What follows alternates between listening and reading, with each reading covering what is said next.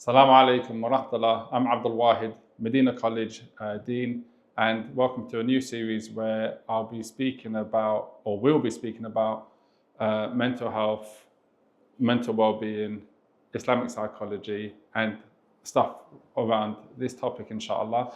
And it's going to be a conversation with myself and a dear friend of mine, Hashil, who's going to introduce himself shortly. But for those of you that are tuning in for the first time and you haven't come across Madinah College before, Madinah College is an institute based in southwest London, across the road from Brixton Underground Station, where we offer courses and seminars and lectures on the Qur'an, Arabic, Islamic studies, as well as offer outreach work in the community. And this particular topic, which is self-development and improvement, is something which is really close to my heart, and inshallah that's why we've decided to have these conversations around this topic on well-being, mental health and Islamic psychology. So I'm going to introduce my partner, co-host inshallah, for this series, who's Hashil. He's going to introduce himself. Assalamu alaikum, Hashil. Wa alaikum assalam wa rahmatullahi wa barakatuh, Sheikh. Jazakallah khair and barakallahu feek for having me. Just to introduce myself, my name is Hashil Hatmi. Originally from Oman, born and bred. My father was born in London, southeast. He grew up in Greenwich and Woolwich. I've lived here. Did my undergrad here 10 years ago. I've lived here. I grew up in Oman. I've lived in Netherlands for 3 years when I was younger. I even worked in Qatar and in Oman. And what got me to study psychology was because I always felt the need to help people. I've always been a problem solver. I've always been into helping people solve problems. I really didn't want to get into this field initially. It was more finance and accounting when I was younger, but then subhanAllah, when reading about behaviorism, psychoanalysis, psychology and all those topics, I found it appealing. So I took it on board to study it as an undergrad, and alhamdulillah, I'm here today, not only with an undergrad, but with my experience. I'm currently a qualified psychological wellbeing practitioner. So what I do is I work for the NHS Talking Therapies. Basically means my role is, NHS Talking Therapies in short, provides nationwide talking therapies, meaning CBT, cognitive behavioral therapy, provides counseling, provides other types of therapies to the whole nationwide UK, particularly in England. And my role as a low intensity CBT practitioner, I see people who have mild to moderate mental health problems such as depression and anxiety, or low mood and anxiety. When we talk about anxiety, we're looking at excessive worry, or what is known as GAD, generalized anxiety disorder, panic, phobias, and OCD to some extent, more behavioral work with them. And my role is to kind of help them to, get to the best shape that they can to overcome and to become what we call their own therapist in a way, to self-manage themselves. Walillah alhamd. And I'm interested to be on board with this because there's definitely a huge, issue going on worldwide, particularly in our ummah, the Muslim community now. Yeah, I think one of the things that, I've been wanting to do this for ages. We've been speaking about it for a couple of months now. And one of the things personally for me is what kind of drove home the need is two things. The first thing is COVID happened, and that lockdown, I think, where there may have been a lot of dormant mental well-being or health issues, they became whatever the opposite word of dormant is, right? They became prominent, they became out, especially amongst young people. The second reason is the fact that some people may think when we speak about Islam, the Qur'an and the Sunnah, that there isn't any psychology involved, right? And that that the Qur'an doesn't address psychology, it doesn't address these topics, which is obviously further from the truth. It couldn't be further from the truth in the sense that we talk about tazkiyatun nafs all the time, right? Which is purification of the soul, right? I guess where there might be a difference though is that when we say psychology, people think of something which is irreligious and faith has no role in it. But we're going to obviously challenge that and speak about that a bit more. The third thing for me personally is obviously having children that are teenagers growing up in an environment where, I'm trying, or we're trying as parents, Muslim parents, to make them have a strong faith identity, right, in a society which is generally secular and irreligious. There's now some level of conflict or challenges that come with that, right, for them as well. And trying to obviously help them navigate that. And I think I'm hoping one of the benefits of our discussions on this podcast or on this series is going to basically, number one, raise awareness, right? Number two, hopefully provide signposts and solutions and recommendations for books and stuff like that as well. So that's, I mean, what do you think? Is it, as a subject in the Muslim community, how taboo is it, stuff like that? What's your kind of I think it needs to be addressed first and foremost. If I may, just share what I came across years ago. I went to one of the Islamic bookstores here in London, somewhere north, and subhanAllah, first book that I looked at or that came to my attention was this book, which was Psychology in the Islam Perspective. And I questioned it myself. I was like, wow, what does Islam have to say about... As a psychology student, I'm doing my undergrad, and I was like intrigued because I never thought Islam had anything to do with Who's the author of the book? The author of the book is Dr. Aisha Utz. Yeah. So she has written this book. She wrote it back in, I think, 2011. So this book, for those who'd like to have a look at, it's available on Amazon. I highly recommend it. I'm reading it myself, and there's a lot of benefits. This is a good introductory, among other books, which hopefully I'll recommend. But this is a good introduction for those who are interested to learn about psychology. What does Islam say about psychology? For those who are interested in treading the path, you might have people who are probably doing their undergrad, maybe have people who are at school, they're thinking of taking psychology, because alhamdulillah, there are a lot of Muslims now are interested in psychology. One thing I'll also mention is that, you know, she is a revert. She's currently, I think, a professor or associate professor in Riyadh in Saudi in clinical psychology. So she's got a doctorate in clinical psychology. She's also studied Islam. She's got, I think, a BA in Islamic studies. And what she found in this book, alhamdulillah, is what she was seeking is, what does Islam say about psychology? And you see the different types of models, as we even discussed earlier, such as those who are going through the approaches of Sufiya, those who go through the Ilm al-Kalam, the philosophical sort of approaches, and she tried to stay away from that and give you Qur'an and Sunnah. What does Allah and His Messenger have to say about Islamic psychology? So I do recommend this book to anyone if you want to have a look. Because the reason why I bought this book up, not just to share it, but again, when I came across this topic, it was quite intriguing, and it's good to know that Allah and His Messenger have taught us what is what is human nature, what is human development, what is, psychology. We need to understand is the science of the mind and behavior. Allah and His Messenger have already spoken about that. It's not a new topic, but there's a lot of taboo, because it's like, and I think the taboo, as you mentioned, is because why people shy away from it is because what it seemed is it's very secularly Western based, and the reality is Islam has touched upon this topic way before that time. Since the time of prophethood up until this moment, it's already been addressed. So there's a lot we can benefit from. Yeah. So when we speak about psychology, then the psychology itself, you mentioned definition of the study of, or the science of, the mind and behavior. Yeah. And from my reading, I've been reading a little up on it for the past however many months, and I've always been interested in psychology anyway. But obviously, when the Western psychologist looks at it, and this is, I guess, maybe why the taboo is there, because as Muslims, when they speak about the mind and the behavior, they don't have a spiritual aspect. So they're looking at, for example, everything which is material and its impact on the individual and their behavior and how they can address it. But they don't have an afterlife aspect. Right? They don't have a spiritual aspect. They don't have a tawheed aspect, the oneness of Allah subhanahu wa ta'ala, Allah being in control of everything, and the ethics and that aspect of it.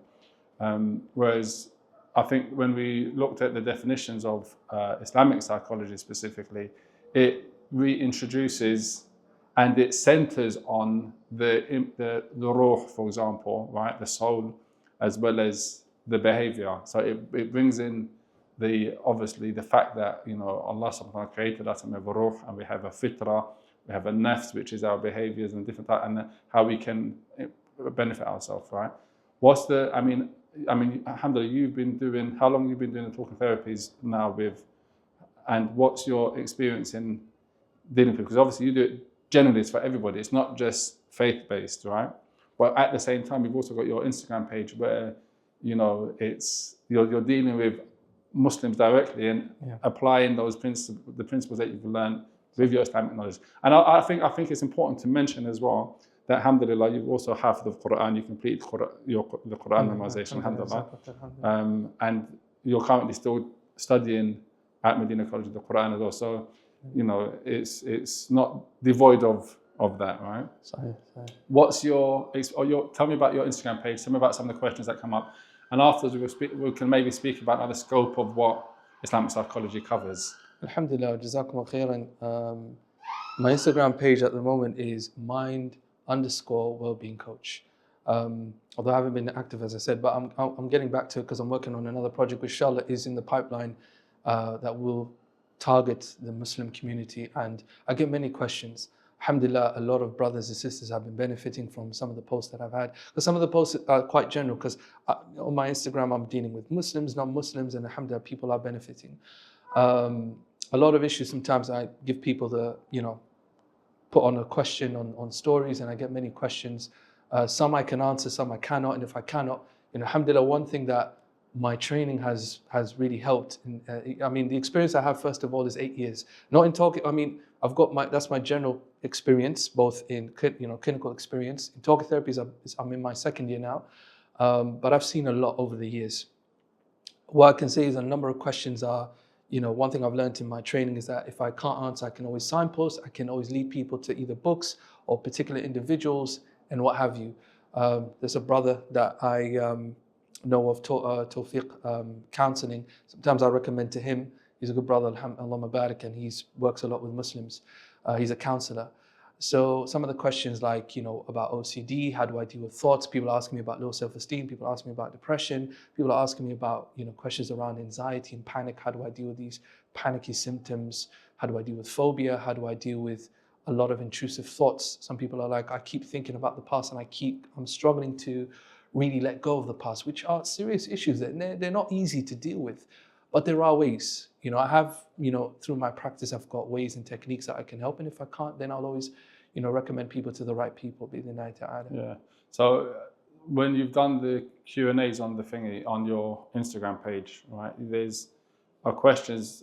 Are there kind of like main topics? Because one thing we're going to do is we're going to address, if we look at the scope of what Islamic psychology covers, or what are the main kind of issues, right? So, but just before we go there, what are some of the things that come up? Because when I do my Q&A, some of the questions that come up are to do with, for example, wiswas or OCD or intrusive thoughts, and it basically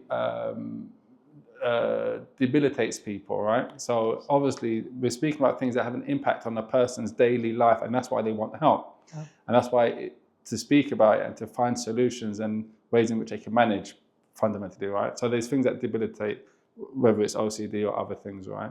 Low mood can be debilitating as well. So these thoughts obviously have an impact on a person's life. So that's why it's really important to address it. And the not addressing it and thinking that, okay, it's, and I think in the past, not addressing it was because if you address it, it means you've got, there's an aid, you've got a mental problem, they're going to get locked up, and there's that mentality where, okay, I just won't tell anyone, right? Or get sanctioned, basically. Sanctioned. Yeah, get sanctioned. Yeah, that's the one. Yeah, right. You're going to get sectioned. Yeah. You're going sectioned, that's sectioned. The one. No sanctioned. Sectioned. You're going to get sectioned, that's the one, yeah. Right? So there was that. Whereas there's a lot more there's a lot more, I guess, education out there now that shows that no, it's just about learning how to manage with a condition that you have. Maybe the case that the condition never goes away, but at least you know how to manage. It's not debilitating. Anxiety, obviously, people. And then there's spectrums and levels of it as well. There's obviously people have it really bad and people have it worse. But the point is, I think one of the talking therapies allows people to actually talk about it first and foremost, so they're not dealing with it by themselves. That's important. Second, if they're able to talk about it, then they're able to get advice and maybe get strategies to help them improve and understand it. Right? Because so, for example, like I think ADHD. This is a big one, right? And I hope she doesn't mind. But my mother-in-law, right?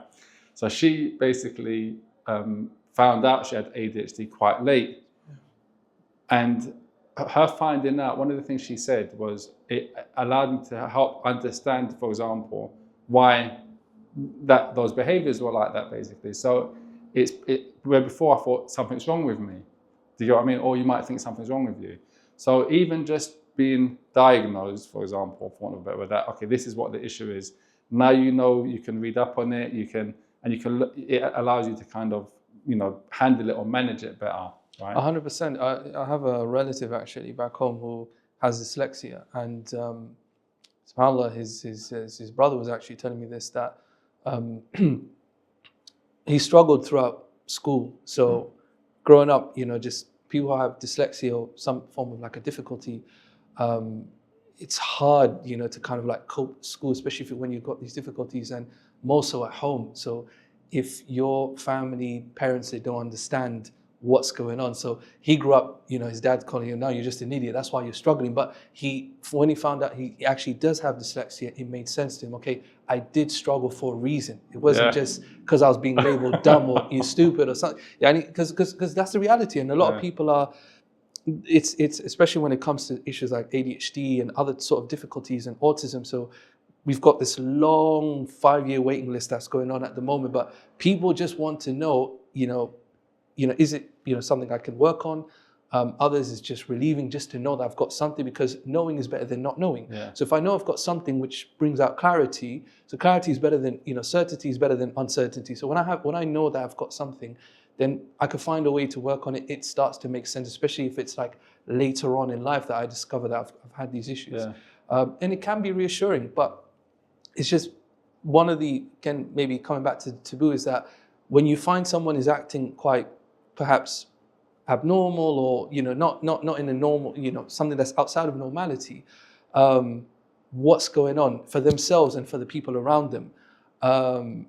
And culturally, it can feel not only debilitating, but even embarrassing. So I guess that's another thing that we're also dealing with. So alhamdulillah, I've been fortunate to be working with people, let's say, with ADHD, and we've had, you know, some really, really good training on that with, you know, professionals from the US and here in the UK. And it is curable. It is, well, not so, the work we do is we don't treat the ADHD, we treat how they live their lives. So a person might have ADHD and anxiety, for example. They might have ADHD and low mood or depression. How do they live their lives around that? How can they cope? So coping is an important issue, because everybody's struggling to cope. How do I cope? How do I move forward? How do I move on in my life? And that is, I think, a issue that definitely in these discussions I hope we can touch, because as Muslims we want to move forward. We want to move forward for the sake of Allah. And it's sometimes difficult when you link that to the deen, because if I've got something wrong with me, or I've got this problem, I'm starting to now question my level of iman. Does that mean that my iman is questioned? And does that mean because I have, let's say, low iman, these are my problems? Or, you know, if I have high iman, I'm not going to have these problems? The reality is, as humans, we're always going to go through problems. كل بني آدم خطاء وخير الخطائين التوابون. So every human being, as the Prophet mentioned, every single human being is going to have mistakes, is going to err, is going to have shortcomings, and the best of them. So there's a way we can become better in terms of improvement and growth, and that is tawbah, returning to Allah subhanahu wa ta'ala. But, you know, and part of that tawbah is, you know, فَمَنْ تَابَ وَأَصْلَحَ. We need to fix up and improve ourselves. Again, and Nima, I think you mentioned in one of your recent lectures, you know, just that growth, that pushing forward in development. So just taking it back a bit, because there's so much we can speak about. I mean, some topics I'd like us to address, and I'm just going to put them out now as a topics for the future while it's in my mind, is misdiagnosis. That can obviously happen. And I think I saw a clip it's going around on Instagram, YouTube, you get all these clips that come up, where this one person goes to 5 or 6 different therapists, and they all say he's got something. They diagnose him differently each time. Okay, so it's not. So there's that has to be obviously taken into account, which is why we have to always take it back to our spiritual and our faith, the Qur'an and the Sunnah as well. We can't just go only towards diagnosis without understanding the purpose of our creation. And how we do that, and the tazkiyat an-nafs, which is included in that, behavior, manners, ethics, the soul, the nafs. The other thing is there seems to be a surge and a growth in certain conditions. I don't know if it's just observable because they've been now labeled where they were always there, but it wasn't considered a condition. So are we creating victims as well? That's, I think, another big discussion as well. And, you know, for example, you've got those that say, you know, just toughen up, just be a man, and how much of that is also, unproductive or doesn't help the situation. Can I mention something? Since we're still in November, I don't know if you know that this month they actually call it, there's 2 things I found out about this month. One is they call it Movember, which is basically men's mental health is discussed here now. Okay. There's even a new app called the Lads app, which Yeah. I found out on Instagram as well. So it's run by guys from the UK. I think not all of them are like therapists. They're just trying to start something, you know, as a social enterprise or something like that. So Lads app is just, a lot of it is just discussing about men's mental health, which is becoming a big buzzword nowadays. So a lot of like Muslims and non-Muslims are trying to kind of like address men, you know, there's nothing, you know, like feminine about you addressing how you feel, even though that's how it may seem. And that's becoming a big issue because both Muslim and non-Muslim men struggle to kind of open up. And it's because of a manly and masculine thing. Another thing is, I think in November as well, this month, there was this Men's International Day or something like that. So I've heard about that. I heard about, there's something about a Dad's Day. There's this guy who's actually on LinkedIn, there's this guy who's trying to get dads together from around the world to kind of join, bring in their kids and, you know, kind of like get together. But it's like, it's just touching on these issues. And this is a serious issue that we need to talk about. You mentioned that some issues might be made up, or these are currently the issues that are starting to become more prevalent. One is they weren't addressed before, like the issue of like ADHD and autism. Back then, it wasn't the services weren't accessible. So diagnosis wasn't as strong, or let's say it wasn't as accessible in terms of the services now, or it wasn't as known. But now, because it's becoming more known, everyone is not. I'm hearing colleagues, you know, sometimes say, "I think I've got a bit of ADHD myself," because everyone's got this. Everyone's struggling with some form of, you know, deficiency in terms of attention, and a lot of it to do is our time. Our time is in the digital age. Yes, things are quicker, more convenient. However, everything comes with a consequence, which unfortunately is impacting our attention. So, you know, some of it's connected to the changes in our daily lives and our era. So that could be why it's growing as well. Then that's one of the things. And then we speak about dopamine and the quick rush and the quick endorphins, dopamine, and all these different sort of these neurotransmitters that, you know, these connections are starting to rewire. And it's just becoming a big issue in our time because it's people are eating less natural foods. Again, a lot of people are falling into the trap of doom scrolling. A lot of us are falling into that, and that's now having an impact on our sleep. Sleep is a musibah. It's a ibtila from Allah, but sleep can look at there's three different ways we look at sleep. Either insomnia, which is the difficulty falling asleep, or disrupted sleep, like say last night you're struggling to fall asleep because of you're hearing all the thunder and the rain and what have you, and you're struggling to get up. Anxiety and fear maybe even. Exactly. So you're struggling to maintain yourself asleep. And then there's hypersomnia, the difficulty waking up. And that usually can be because you've been struggling to fall asleep, or sometimes you don't want, for part of low mood is, I don't want to get up. I don't want to get up another day. I just want to continue sleeping, because in my dreams, I can imagine anything. I can imagine whatever it is that I want to, because when I wake up to reality, it's disheartening for many. I feel like I'm just waking up to another day of struggles.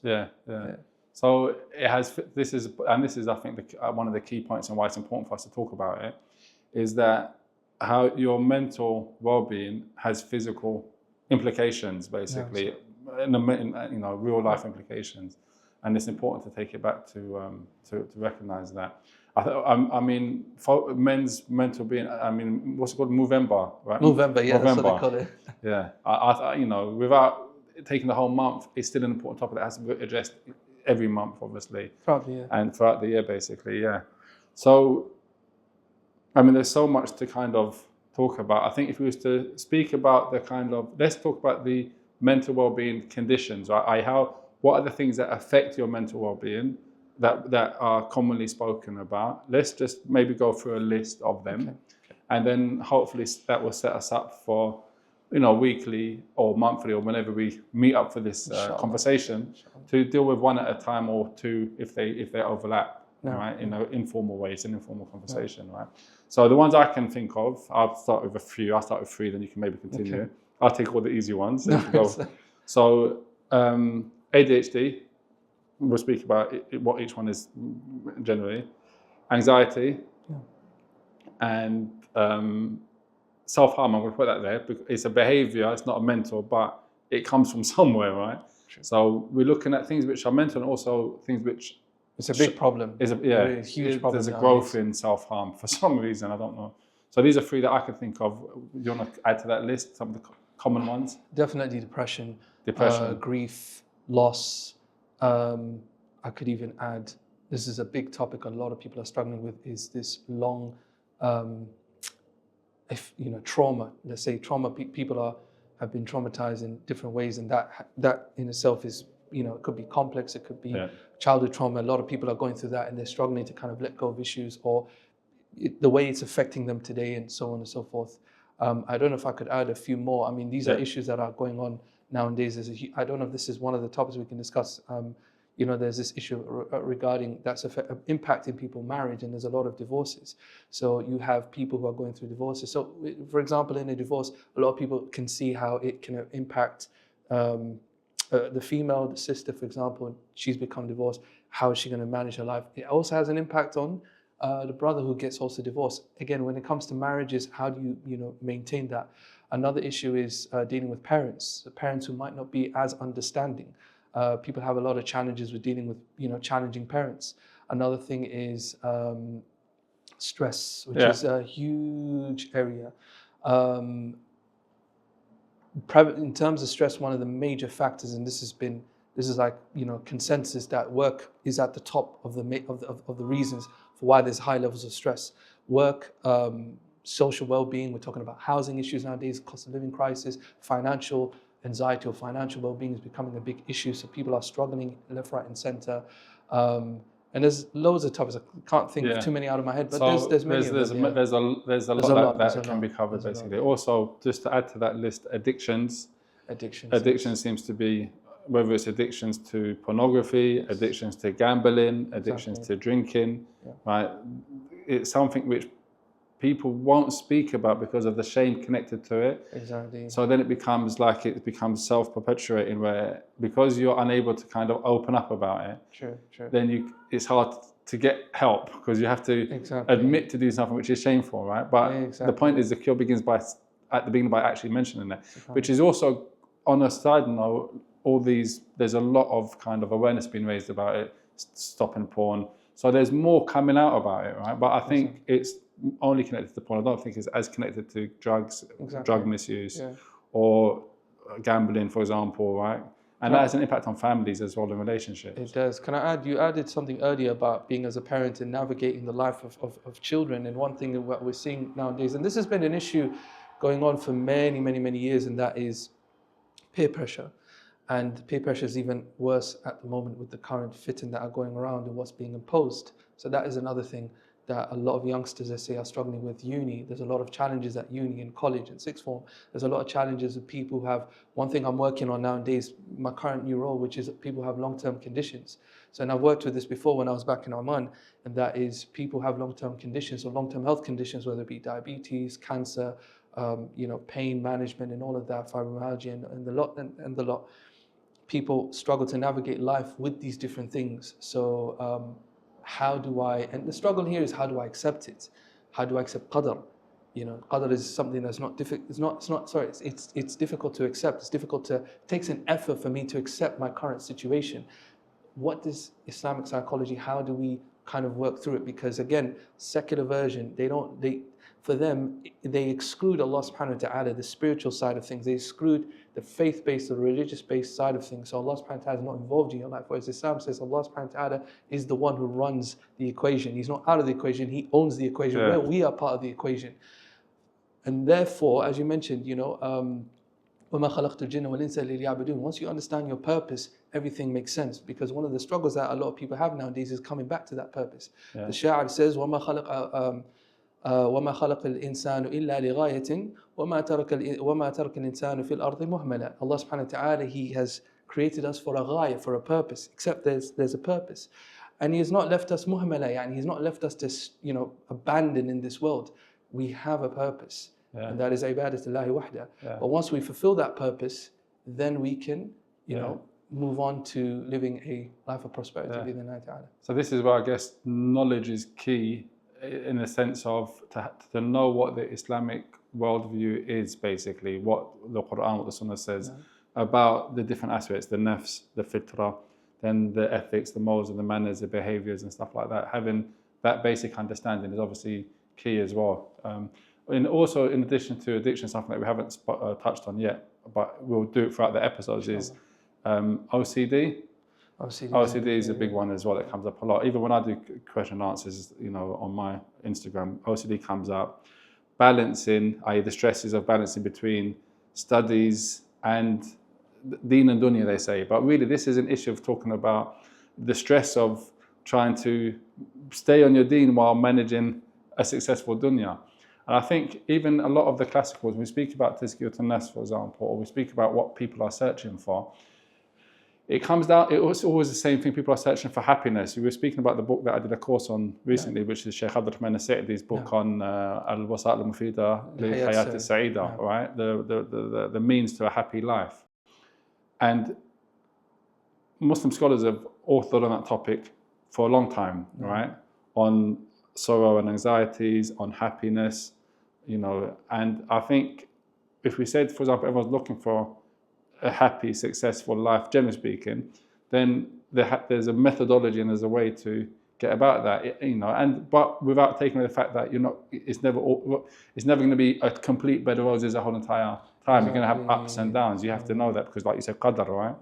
No. There's qadr which is pleasing to, there's qadr which is you may not be pleased with, but you have to accept it so you can move on, right? You have to accept that this has happened before, so you can move on.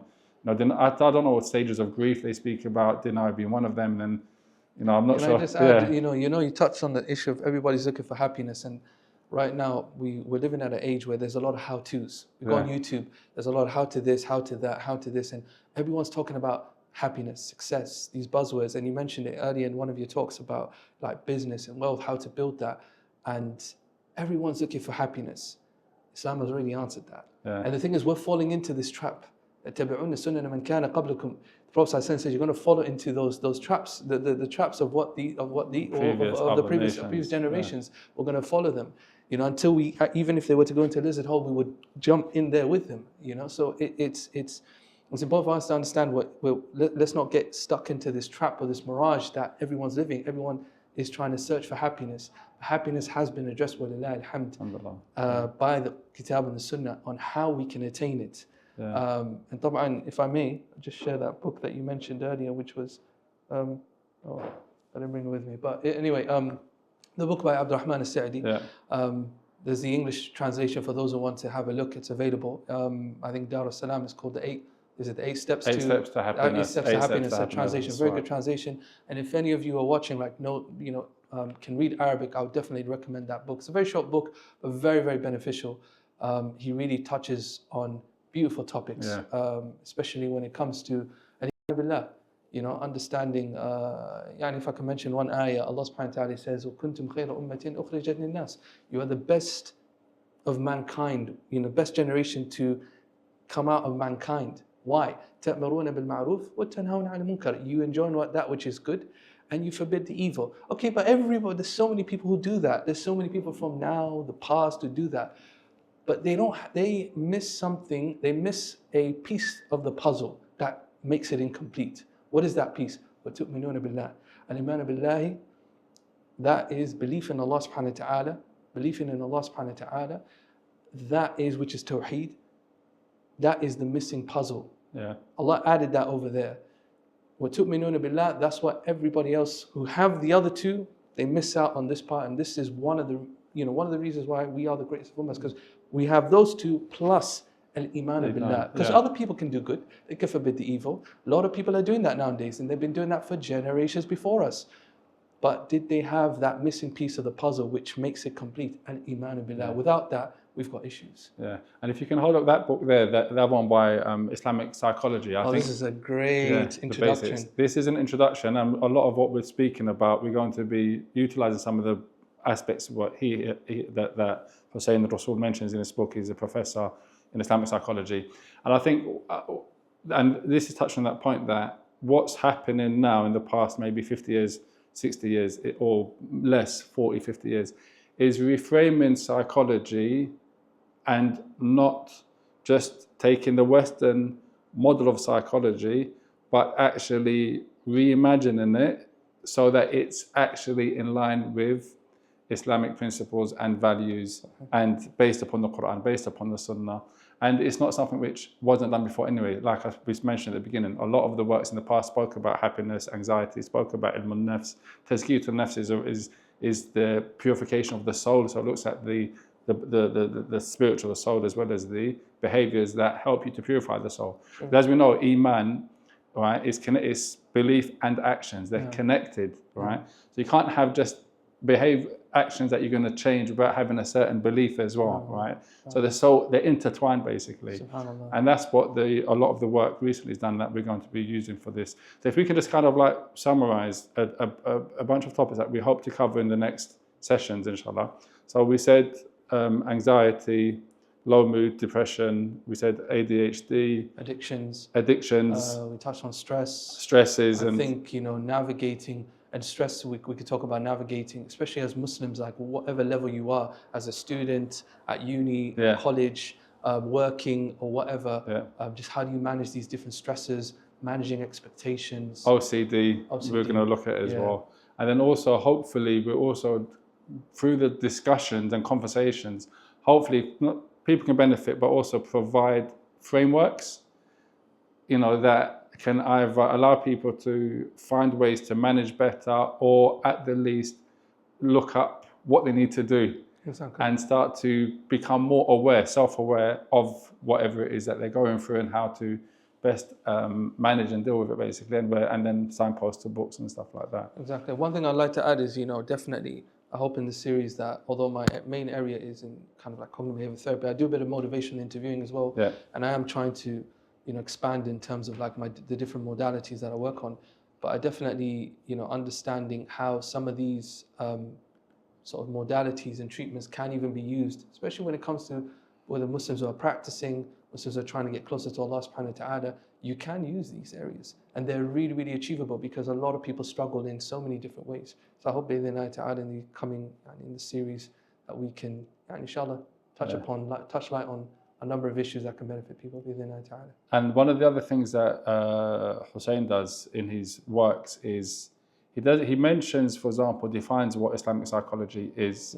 He shows the history of it. And one of the other things he does, which I think is really important, and this is for people that may be interested in going into the field, is he speaks about the competencies required for practitioners in Islamic finance, psychology. That's another field. Islamic psychology, right? And professional expertise and the various fields: therapy, counselling, education, community development. Because I think what's missed as well here, and this is every kind of imam in a masjid, in some way, is a counsellor, right? People come with their problems, and he's expected to have the answers because he knows the Qur'an and the Sunnah, or he knows how to reference the Qur'an and the Sunnah. So he's there developing a community, educating the community, right?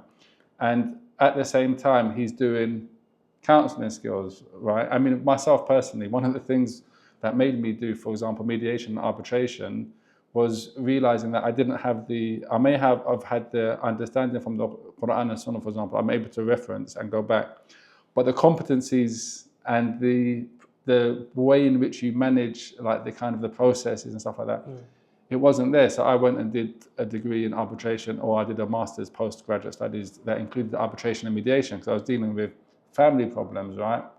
Couples, therapy, coaching, all that stuff, right? So I think, it's not something which is outside. It's very much integral to Islam, basically. To have core counselling skills. To have counselling skills, to know about Islamic psychology, because you know about yourself better, right? Exactly. And the scholars spoke about it a lot. So that's another thing as well. And I think if we can kind of end or come to a conclusion of the first session by looking at a working definition of Islamic psychology, and I've got one here. I don't know if what he mentions in the book, if it's similar. It's around this. Basically, Islamic psychology as a discipline that integrates Islamic principles with the study of human behavior and mental health, with a distinct focus and reliance on the Qur'an, Sunnah, and classical Islamic texts as primary sources. Does that sound like a definition that we can go with, based upon your own psychological background in psychology and stuff like that? and yeah, because it focuses human behavior. That's what you can do to remove or better yourself, and it's focused on mental health, but integrating Islamic principles, which are key, obviously, for Muslim. Exactly. If you're a Muslim that suffers with, let's say, OCD, you need to, as a Muslim, your faith is important to you, right? It's central to your being, fundamentally, into your identity. I mean, essential to everyone's if they only realize it, but a Muslim also, because this is our faith, right? So to go and this is I guess a question I've got for you, for example, because it comes to me a lot, which is, if a Muslim comes and they have OCD, or they have something that may need or that needs more therapy, right? They're always concerned that, well, if it's a non-Muslim, how can they help me? Because they don't share the same faith. But in the past, that was considered, no, you don't. It's not about, you can't have biases. You can't bring religion into it, right? How is it today, for example? I mean, if a Muslim comes to you and they want help, how can the person who's a therapist or counselor, if they're non-Muslim, what's the limits of what they can do? Because that's also important, because they might not find Muslim therapists. There aren't enough of them, right? So what they can do is that they obviously, in a lot of training nowadays they're trying to train everyone to be more culturally, culturally aware. Yeah. That's the word. So trying to make people be more culturally aware, where they have to make certain adaptations. One of which is just allowing clients or patients to kind of speak about these problems, even if it's coming from a cultural, faith-based or religion-based, to try to understand. They'll never really understand fully. That's the reality. They can't comprehend spirituality to that extent, especially when it comes to issues of unseen that we would understand. If you're able to access a Muslim practitioner, that's great. If it's not Muslim, one thing they can do is just try to be more culturally aware, or they can do a lot of signposting or referrals, meaning they could signpost or refer to kind of like a faith-based sort of center or institution, such as an Islamic center. Many Islamic centers now are trying to offer counseling for people. I know that some of the imams are starting to get training in, whether it be CBT or solution-focused therapy and other types of therapies, so that at least that service is provided in a safe, in a faith or religious-based sort of setting. I would say that they can help you, but there will always be an extent that they won't understand everything, especially when it's coming faith-based. So I think it's important to address that. Not to feel afraid to address that, because you have every right to address, this is how your worldview is. And over the last decade, one of my actual lecturers actually in counseling psychology, she's very into, she used to give me a lot of studies, send a lot of studies to me about Islamic counseling, because she's quite interested. She's interested in the multicultural sort of like setting. Approach, and she's mixed in terms of heritage as well.